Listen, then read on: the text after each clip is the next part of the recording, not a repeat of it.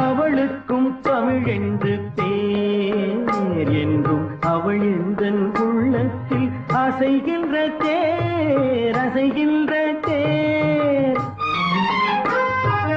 அவளுக்கு நிலவென்று பேர், வண்ண மலர் கொஞ்சம் குழந்த முகிலுக்கு நேர். அவளுக்கு குயில் என்று பேர், அந்த குயில் கொண்ட குரல் கண்டு கொண்டாடும் ஊர்.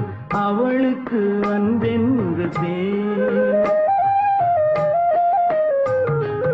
அவளுக்கு அன்பென்று பேர்.